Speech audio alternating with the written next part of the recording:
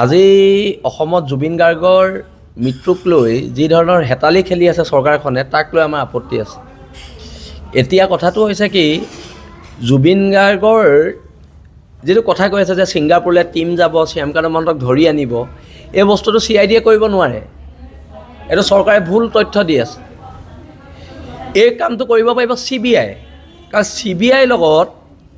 কাৰণ CBI এইটো কাৰণে কৰিব পাৰিব যে ভাৰত চৰকাৰৰ লগত ছিংগাপুৰ চৰকাৰৰ এটা চুক্তি আছে, মিউচুৱেল লিগেল এছিষ্টেণ্ট ট্ৰিটি, মানে MLAT আণ্ডাৰত CBI আনিব পাৰিব ধৰি। CIDয়ে শ্যামকানু মহন্তক তাৰ পৰা এৰেষ্ট কৰি আনিব নোৱাৰে। এই কথাটো স্পষ্ট। চৰকাৰে কিয় আমাক আভুৱা ভৰাই আছে মানুহক? তদন্তটো CBI হাতত দিয়ক। তদন্ত আমাক CBI দ্বাৰা লাগে।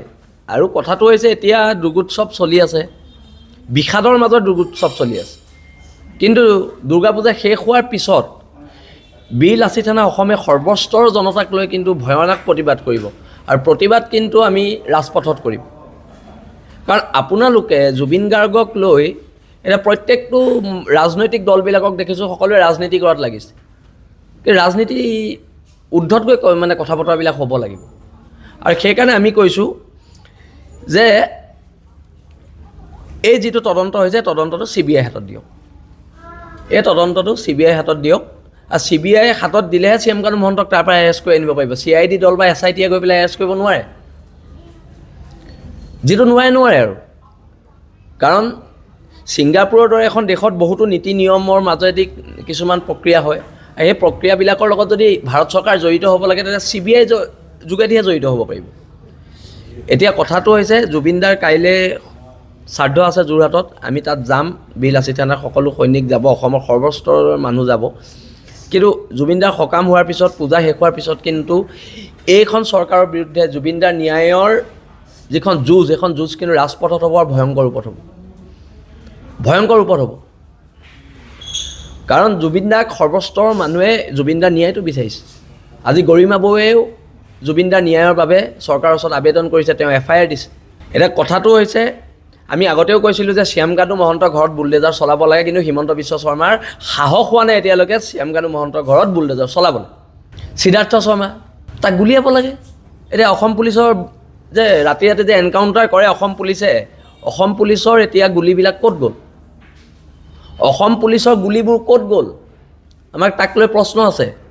ৰাজস্থানৰ এজন বেপাৰীয়ে আমাৰ অসমৰ আটাইতকৈ মূল্যৱান সম্পদটো তাৰ বাবে আমি হেৰুৱালোঁ, তাক 2টা গুলি মাৰিবলৈ অসম পুলিচৰ 2টা গুলি ক'ত গ'ল?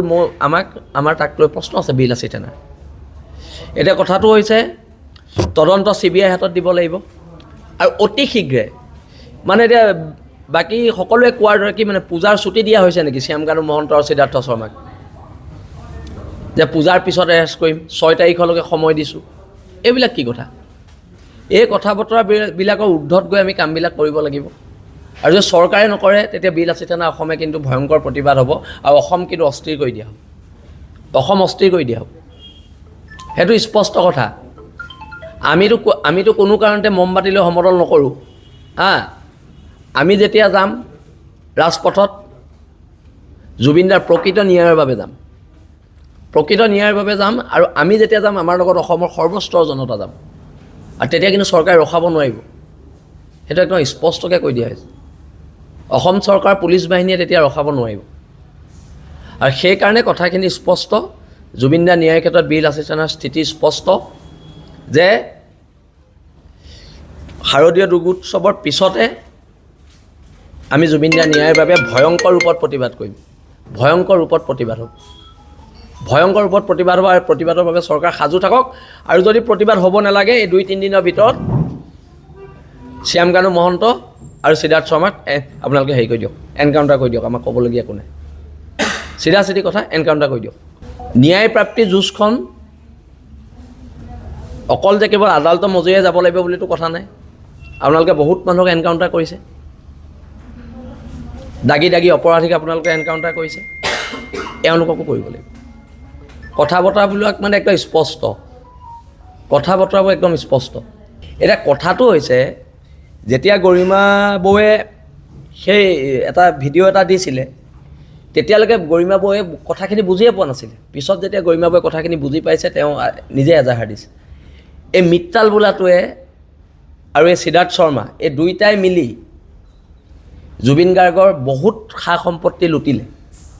এতিয়া তাৰ ফ্লেটটো চিজ হ'ব লাগে। জুবিন দা দুখীয়া মানুহ ভাল পাইছিলে, কোনোবা দুখীয়া মানুহ এজনক ফ্লেটটো দি দিব লাগে চিজ কৰি। আমিতো সেইটো দাবী কৰিছোঁ। তাৰ ইমান আয়ৰ উৎস ক'ত? সি ৩-৪খনকৈ ইন'ভা ক'ৰ পৰা কিনিব পাৰিলে? এজন মেনেজাৰে ৩-৪খনকৈ ইন'ভা ক'ৰ পৰা কিনিব পাৰিলে? আমি কৈ থৈছোঁ যোনদিনা আমি পামতো আমি পিটিম। তাক 2 দিন পিছত পাওঁ, 3 দিন পিছত পাওঁ, 2 বছৰ পিছত পাওঁ, 3 বছৰ পিছত পাওঁ। মাৰাটোতো সি আমাৰ হাতত পিটন খাব। এতিয়া চৰকাৰত এটাই আছে, আমি মৰিয়াই মৰাতকৈ আপোনালোকে বন্দুকেৰে গুলিয়াই মাৰি দিয়ক। কথাটো এইটোৱে, বন্দুকেৰে গুলিয়াই মাৰি দিয়ক। ইমানৰ কথা পাতিবলৈ কি আছে তাত? কিয় কথা আছে নেকি? হা? জুবিন গাৰ্গৰ নিচিনা এটা সত্তাক সিহঁতি শেষ কৰিলে, তাৰপিছত সিহঁতৰ জীয়াই থকাৰ অধিকাৰ অসমৰ জনগণে সিহঁতক নাই দিয়াতো। অসমৰ জনগণে সিহঁতক জীয়াই থকাৰ অধিকাৰ দিয়া নাই। কথাটো একদম স্পষ্ট।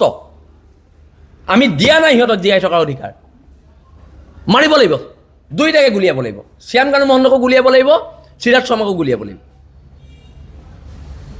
নহ'লে আমি খাৰা হ'ম চৰকাৰৰ বিৰুদ্ধে, হিমন্ত বিশ্ব শৰ্মাৰ বিৰুদ্ধে। কথাবোৰ স্পষ্ট। আমি থিয় হ'ম।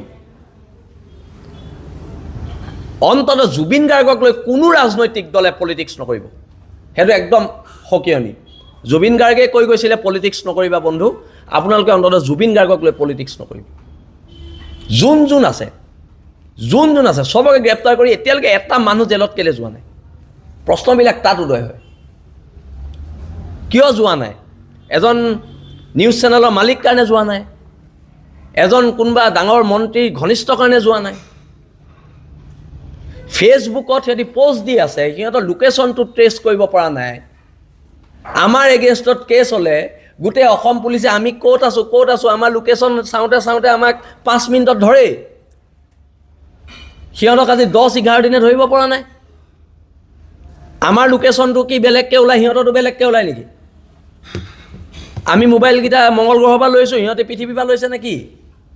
কথা বতৰাবোৰ এনেকুৱা নে? সিহঁতৰকেইটা মংগল গ্ৰহ, আমাৰকেইটা পৃথিৱী। সিহঁতৰ মোবাইলকেইটা ট্ৰেছ নহয়, আমাৰ মোবাইলবিলাক পুটুককৈ ট্ৰেছ হয়। হঠাৎ যেতিয়াই তেতিয়া আমাৰ মোবাইল ট্ৰেছ কৰে। সিহঁতৰ মোবাইলকেইটা কিয় ট্ৰেছ কৰিব পৰা নাই? সিহঁতে কেনেকৈ ফেচবুকত পোষ্ট দি আছে? কথা বতৰাবোৰ একদম স্পষ্ট। আৰু যদি এৰেষ্ট নহয়, চৰকাৰ ভয়ংকৰ প্ৰতিবাদলৈ সাজু থাকক।